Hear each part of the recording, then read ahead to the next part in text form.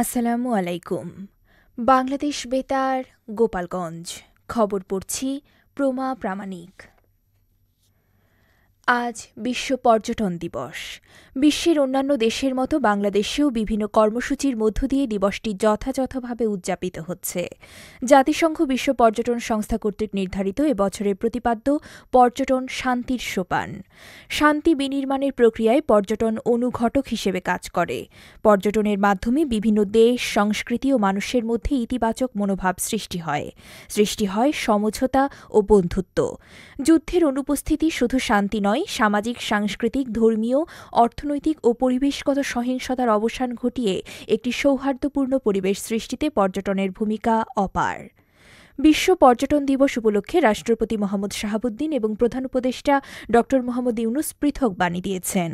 বিশ্বব্যাপী পর্যটনের প্রচার ও প্রসারে ১৯৮০ সাল থেকে জাতিসংঘের পর্যটন বিষয়ক সংস্থা ঘোষিত এ দিবসটি সকল সদস্য দেশে যথাযথ মর্যাদায় উদযাপন করে আসছে।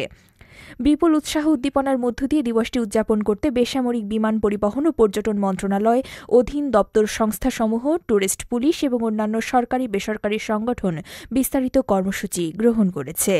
এদিকে পর্যটন দিবস উপলক্ষে আজ রাজধানীর আগারগাঁও পর্যটন ভবন থেকে বর্ণাঢ্য র্যালি বের করা হবে।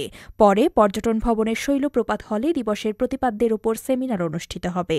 পর্যটন দিবস উপলক্ষে হোটেল, মোটেল, রেস্তোরাঁ সমূহে বিশেষ ডিসকাউন্ট ঘোষণা করা হয়েছে। প্রধান উপদেষ্টা ড মোহাম্মদ ইউনুস বলেছেন, অন্তর্বর্তীকালীন সরকার দেশে মানবাধিকার ও বাক স্বাধীনতা সমুন্নত রাখতে প্রতিশ্রুতিবদ্ধ। নিউ ইয়র্ক স্থানীয় সময় বুধবার একটি হোটেলে শীর্ষস্থানীয় মানবাধিকার সংগঠনের ঊর্ধ্বতন কর্মকর্তা তাঁর সঙ্গে দেখা করতে এলে তিনি এ মন্তব্য করেন। প্রধান উপদেষ্টা বলেন, এ সরকার কোনো সমালোচনায় বিচলিত নয়। আসলে সমালোচনাকে আমন্ত্রণ জানাচ্ছি। সরকার দেশে কারও কণ্ঠরোধ করবে না। অন্তর্বর্তীকালীন প্রশাসন বাক স্বাধীনতা বজায় রাখার অঙ্গীকার করেন প্রধান উপদেষ্টা ড Mohammad Yunus. Robert F Kennedy মানবাধিকারের সভাপতি কেরি কেনেডি ৯ জন মানবাধিকার কর্মকর্তার প্রতিনিধি দলের নেতৃত্ব দেন। অ্যামনেস্টি ইন্টারন্যাশনালের মহাসচিব অ্যাগনেস কালামার্ড বলেন, অন্তর্বর্তীকালীন সরকারের উচিত একটি শক্তিশালী বার্তা পাঠানো যে এটি এক নতুন বাংলাদেশ। ড মোহাম্মদ ইউনুস কিভাবে স্বৈরাচারী শাসনামলে নাগরিকদের স্বাধীনতা ও মানবাধিকার হরণ করা হয়েছিল এবং তার সরকার দেশে মানবাধিকার প্রতিষ্ঠায় এ পর্যন্ত কী করেছে তার সংক্ষিপ্তভাবে বর্ণনা করেন। এদিকে অন্তর্বর্তীকালীন সরকারের সংস্কার উদ্যোগকে সমর্থন করতে বিশ্বব্যাংক বাংলাদেশকে $৩.৫ বিলিয়ন মার্কিন সহজ শর্তে ঋণ প্রদান করবে। নিউ ইয়র্ক স্থানীয় সময় বুধবার জাতিসংঘ সদর দপ্তরে জাতিসংঘ সাধারণ অধিবেশনের ফাঁকে প্রধান উপদেষ্টা ড মোহাম্মদ ইউনুসের সঙ্গে বিশ্বব্যাংকের প্রেসিডেন্ট অজয় বাঙ্গা সাক্ষাৎ করতে এলে বিশ্বব্যাংকের প্রেসিডেন্ট এই সহায়তার ঘোষণা দেন। বিশ্বব্যাংকের প্রেসিডেন্ট বলেন, কমপক্ষে $2 বিলিয়ন হবে নতুন ঋণ এবং আরও $1.5 বিলিয়ন বিদ্যমান কর্মসূচি থেকে পুনঃব্যবহার করা হবে। তিনি জানান, বিশ্বব্যাংক ডিজিটালাইজেশন, তারল্য সংকট উত্তরণ, জ্বালানি ও বিদ্যুৎ এবং পরিবহন খাতের সংস্কারে সহায়তা দিতে এই ঋণ দেবে। প্রধান উপদেষ্টা অন্তর্বর্তীকালীন সরকার গৃহীত ব্যাপকভিত্তিক সংস্কার কর্মসূচির জন্য বিশ্বব্যাংকের সহায়তা কামনা করেন। বিশ্বব্যাংকের ঋণ কর্মসূচিতে উদ্ভাবন আনার আহ্বান জানিয়ে তিনি বলেন, দেশ পুনর্গঠনের এটি একটি বড় সুযোগ।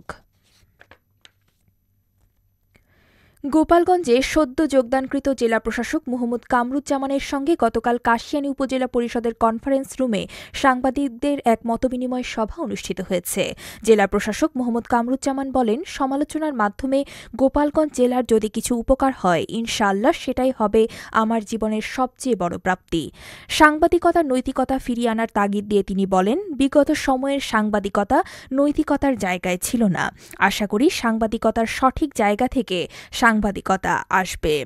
কাশিয়ানী উপজেলায় কর্মরত বিভিন্ন সংবাদ মাধ্যমের সাংবাদিকরা এ সময় উপস্থিত ছিলেন। সম্প্রতি বন্যায় ক্ষতিগ্রস্ত মানুষদের সহায়তায় গোপালগঞ্জের বঙ্গবন্ধু শেখ মুজিবুর রহমান বিজ্ঞান ও প্রযুক্তি বিশ্ববিদ্যালয়ের শিক্ষক, কর্মকর্তা, কর্মচারীরা প্রধান উপদেষ্টার ত্রাণ ও কল্যাণ তহবিলে একদিনের বেতন প্রদান করেছেন। গতকাল বিশ্ববিদ্যালয়ের ট্রেজারার কক্ষে অগ্রণী ব্যাংক, বঙ্গবন্ধু শেখ মুজিবুর রহমান বিজ্ঞান ও প্রযুক্তি বিশ্ববিদ্যালয়ের শাখা ব্যবস্থাপক কার্তিক চন্দ্র মণ্ডলের কাছে অনুদানের ৬,৪১,৯৫৬ টাকার চেক হস্তান্তর করা হয়। শিক্ষক, কর্মকর্তা, কর্মচারী প্রতিনিধিরা এ সময় উপস্থিত ছিলেন। গোপালগঞ্জের কোটালীপাড়া উপজেলায় সড়ক দুর্ঘটনায় রেয়াজুল হোসেন নান্না নামে বার্জার পেইন্টসের সেলস অফিসার নিহত হয়েছে।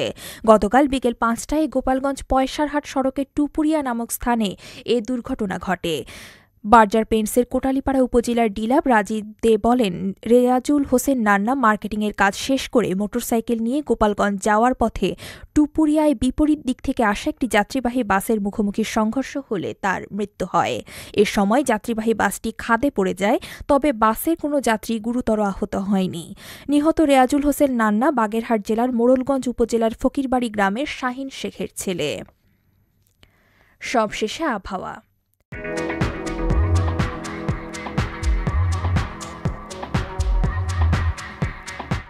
আজ বেলা ১টা পর্যন্ত আবহাওয়ার পূর্বাভাসে বলা হয়েছে, দেশের অভ্যন্তরীণ নদীবন্দর সমূহের জন্য কোনো সতর্ক বার্তা নেই এবং কোনো সংকেতও দেখাতে হবে না। খবর শেষ হলো। আমাদের পরবর্তী খবর প্রচারিত হবে সকাল ১০টা বেজে ৩০ মিনিটে বাংলায়।